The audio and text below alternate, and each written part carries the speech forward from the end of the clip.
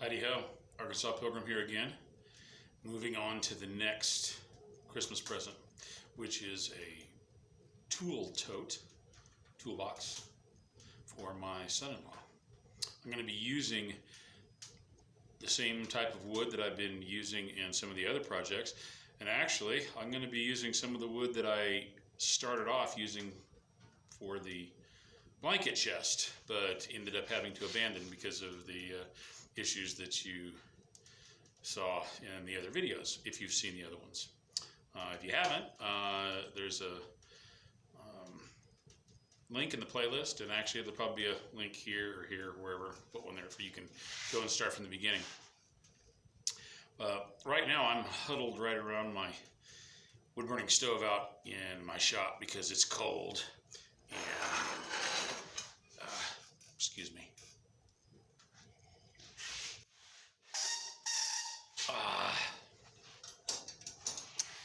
Actually huddled a little too close to the stove. My legs starting to get hot. Jeez, there. I guess I wasn't as cold as I thought. Anyway, we're, like I said, moving on to the next step. I'm gonna sort through the wood pieces right now to get the ones that are nice and clean in the right lengths, and then we'll forge on ahead.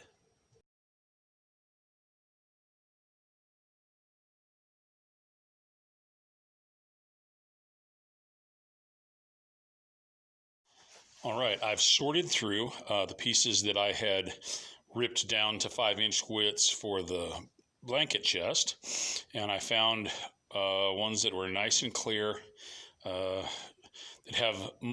are less rustic, you know, so places like this here, these are going to be cut off. There's 4 pieces that are 26 inches long, which will be done in, you can't see that. Anyway, it's going to be trimmed off. Those 4 in the front are 26-inch pieces, going to be cut out of those. Those are each 32 inches long. So the next piece is a 22-inch board. I'm going to get both 10-inch pieces cut out of that, and those are going to be for the ends.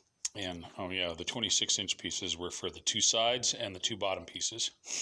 And then those last 2 pieces are going to have the vertical pieces that go up the sides and have a handle on them, as you saw in the drawing. So the next, since they've already been cut to width, the next job is to cut them to length. For this next step, cutting the pieces to length, I'm going to be using my miter saw.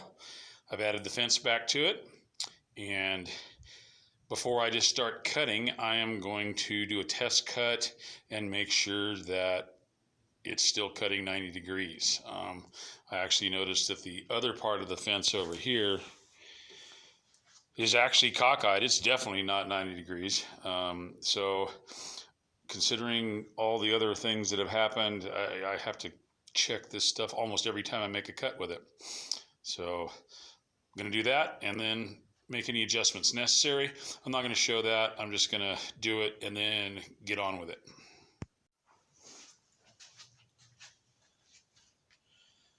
All right. Thank you, Jesus. It turns out that the saw is cutting a nice 90-degree cut, so I don't have to adjust it. Now, first thing I'm going to do is cut off the messy ends here, so I can start with a clean edge, and then we can set it up to cut them to the final lengths.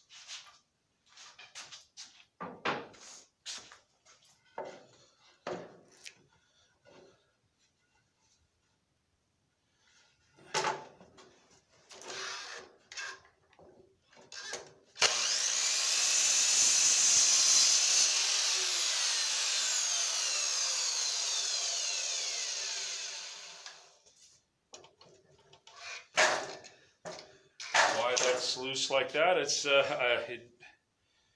who knows.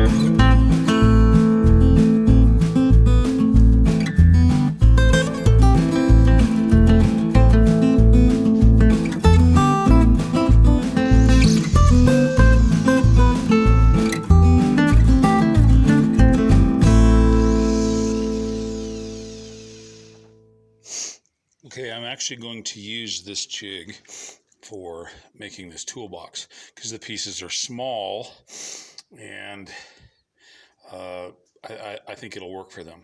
But I have put it back in its original form without that other spacer there, which was also causing problems. And what I'm going to do is I'm just going to set up the router to actually be at the proper depth and where I can put this, I'm going to be using a small piece. I'll set the piece in using this and clamp it in, and then I can take this piece out and do the routing.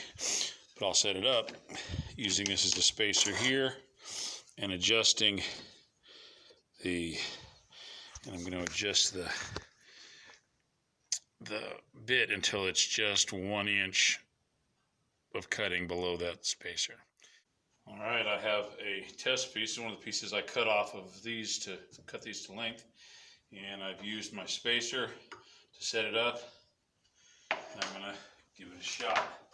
Let's see how it works.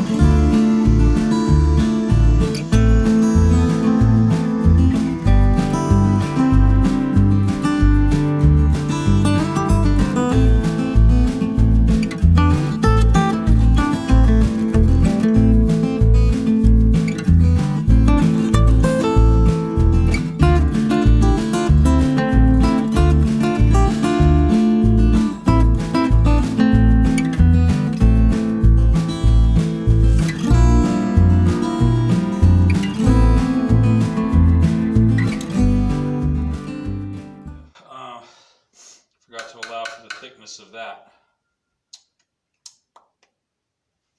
Oh, try again. Well, it measures 1/8.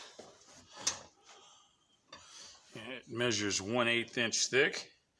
So theoretically, all I need to do is have this stick down.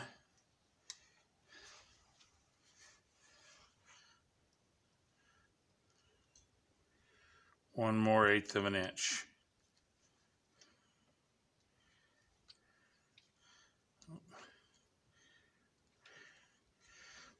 I should actually say, trying to do it for the camera, I should set it down on the bench and do it, but that's close enough. We'll see what that does.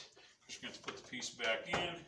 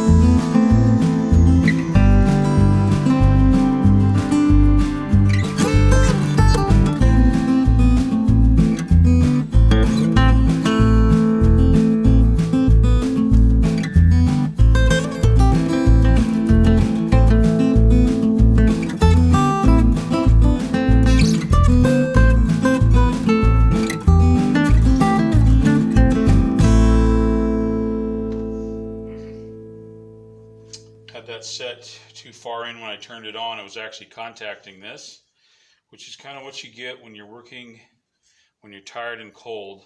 So I think I'm going to stop now and start again tomorrow. But it looks like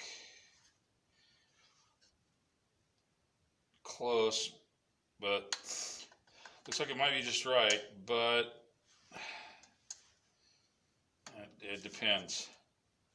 We'll have to see how we'll have to do another piece, the mating piece, and see how it see how they meet up, and that will be the actual complete test of getting the right depth of cut.